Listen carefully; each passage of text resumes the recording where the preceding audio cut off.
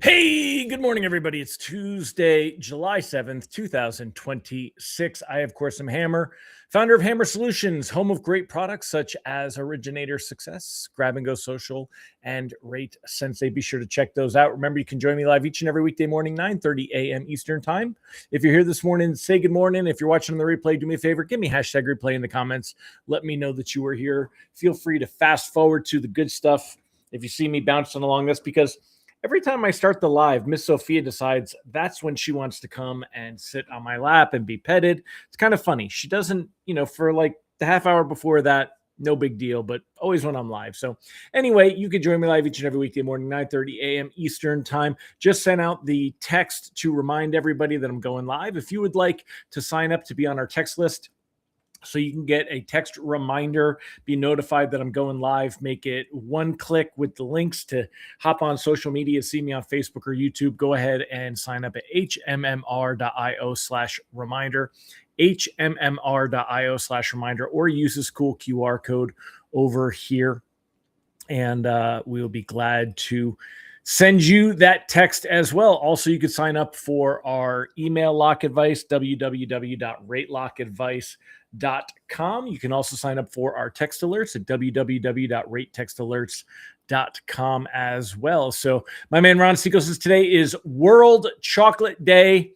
That's better than World Soccer Day because the U.S. team got trounced. I have not watched any of the World Cup. I'm not really I don't watch enough of the stuff. I don't have time to watch everything else that I want to watch, let alone watch soccer. So, and I used to coach soccer. I actually enjoy watching soccer. I can understand it and the some of the strategy to it, and it's more than just kicking a ball around. I see it. But anyway, today is World Chocolate Day. What's your favorite chocolate? That's going to be our question. What is your favorite chocolate? Are we going like milk chocolate? Are we going dark chocolate? Are we going white chocolate? What is your favorite chocolate? That is the question of the day. We'll come back at the end. We'll circle up. We'll take a look at your answers. We'll ask the question again, and we'll see where you go. So good morning, Mike Schmogan, Rob Wilson, Amy Blauser, Bill Stevens, Rob Stewart, Mallory Fodiatos, Holly Johnson, my man Ron Siegel. Yeah, she's a ham. Dude, it's funny because she doesn't even get on camera, but she doesn't care. She just wants to sit there, and then and now their hair is in my nose. So, because no matter how much I brush them, it's amazing. Who else we got going on this morning? We got Tiffany Teal, Tim Klyla. Good morning, y'all. And Angela Walters. Great to see you guys. Glad that you're here. So go ahead and answer the question of the day. What is your favorite chocolate since today's World Chocolate Day? While you guys are doing that, I'm going to jump in. Let's go ahead and get started. I'll start off with the technicals. Let me bring up the screen. We'll go over what we got going on this morning. So taking a look at the technicals, where does that put us this morning? Mortgage-backed securities currently down 10, 11 basis points on the day. Nothing to panic about, but not what we want to see. Don't like to be in the red. That 10-year treasury yield testing that 4.5 mark once again. So we will go a little bit deeper on there. Quick recap of what happened yesterday. Let's kind of zoom in a little bit. I have to refresh it so I can slide over, but let's zoom in. We'll talk about what we got going on here with bonds. Let me pop this so it puts it a little bit higher. There you go. Okay. So taking a look at what we had going on with mortgage-backed securities yesterday, what happened here?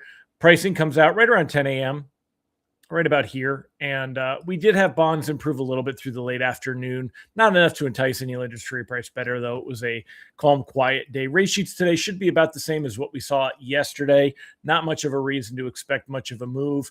And you could see rates continue to hold in a very tight range. So we're going to be around that 6.59, 6.6 mark that we've been at many, many, many times recently.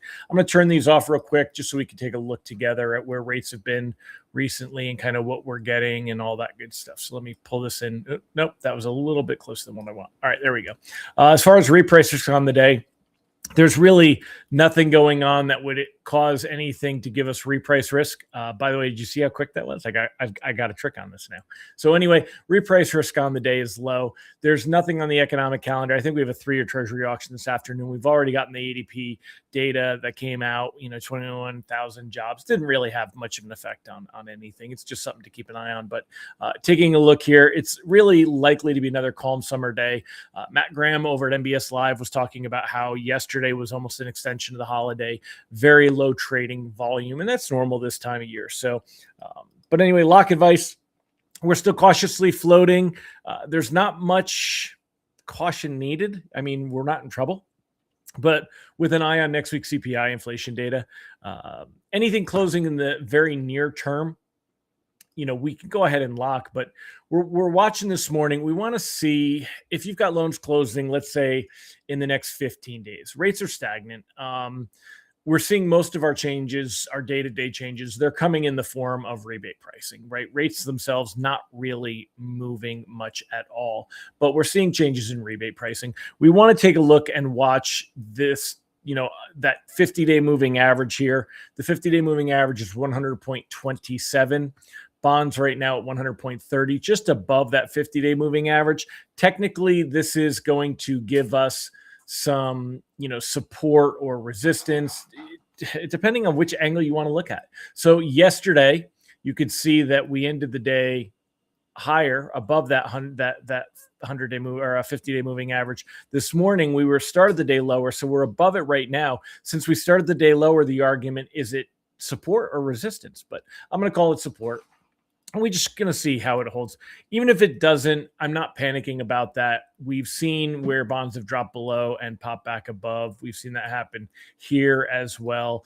We're kind of getting used to it, but we would like to see bonds stay between the 100-day moving average, this green line, and the red line, the 50-day moving average, because that would give us some better pricing. You're not going to see a big improvement in rates, but it would give us some better pricing. Loans that are closing in 15 to 30 days, we're going to continue to cautiously float. There's no danger of seeing rates move up in the near term. Remember, oil prices have come back down to basically the same levels as where they were at. They're within $1 or $2 of where they were at before this whole thing started with Iran and all that good stuff. So you take a look at where things are at here. Let me change this to purple. It shows up a little better.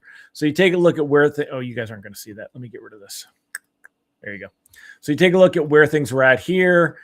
We take a look at where they're at here. I mean, everything in the middle. This is all the craziness that we saw rates move higher. Problem was, notice that when, oil prices came back down, but rates really didn't.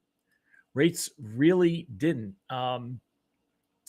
We haven't seen much of an improvement here. It's better than last April a year ago, but let's tighten this thing up so that we can see here. Let me make this just a little bit. There we go. So our best pricing was obviously, again, we're looking at rates. Our lowest rates are right here, February 27th, before the conflict with Iran took off. And now we're up here. But oil prices, if that were the only thing that we were factoring in, we should be all the way back down here, but we're not. And what I'm kind of pointing out is that oil prices aren't going to help rates get any better. The reason that rates haven't gotten any better is because of the expectation of Fed rate hikes. Hike, like football, hikes. Expectation of Fed rate hikes has increased. Markets now pricing in the idea that we're going to have a Fed rate hike by the end of the year. The big thing that's kind of becoming a question mark, though, is when would the Fed hike rates in order to not interfere or influence midterm elections and look like they were trying to. And remember, that was a big thing last time around when the Fed cut rates right before. And if the Fed were to raise rates, it's definitely going to be a thing. So if they did it in July, I think they'd get away with it. But there's currently only a 25% expectation that we would see a rate hike in July. Once they get into September or especially October, they're going to be looking like they're trying to influence the midterms. The argument, September, we may see one. Markets are pricing in a higher likelihood that rates will be higher, that they will get a hike. It's about a 60% chance. You can see it right here. 12% that there'll be a half a point or 2 hikes, and then 48% chance that there'll be 1 hike. So September is probably what most traders think is most realistic. It's very unlikely the Fed would make any action in October, at the end of October, right before the midterm elections, because it's going to look like they're trying to influence what's going on. And they certainly don't want to be considered hiking rates, and Trump would lose his mind going into the midterms. That would just get ugly. And I think that is going to play a role. And I think that Warsh will absolutely have that outlook as well. So keeping that there. And then the last thing, by the time after the elections, though, markets believe that there's only a 20% chance that we would still see rates where we're at now. I don't know that it's really this low. I think markets might be a little pessimistic. I don't know that the Fed really needs to increase rates. We'll see. The argument is the Fed would hike rates to fight inflation. But then that's where Warsh and the idea that he's trying to get in there and find other places to get data rather than the current sources that the ones the Fed use to show that inflation isn't as inflationary as what everyone thinks it is right now. So taking a look at your comments, Rob Wilson said, oil prices don't really cause inflation. People don't buy oil, they buy gas. That's not true. That's absolutely not true, Rob. The oil prices are in everything, including one of the biggest costs is delivery, is the use of diesel and the trucking system. It absolutely creates inflation because the cost to get the cost of goods to markets and what they sell for on the shelf absolutely gets affected by that. So keep that in mind. Ron says no rate changes this year. Yeah, I agree. Look at the ADP weekly. That shows further evidence of a weak labor market. I don't agree with you there. It was 21,000 this morning. I don't think that really points to a weak labor market. I guess you do. Let me see if I can make this so I can pull here you go. We'll pull the economic calendar. Bring this over.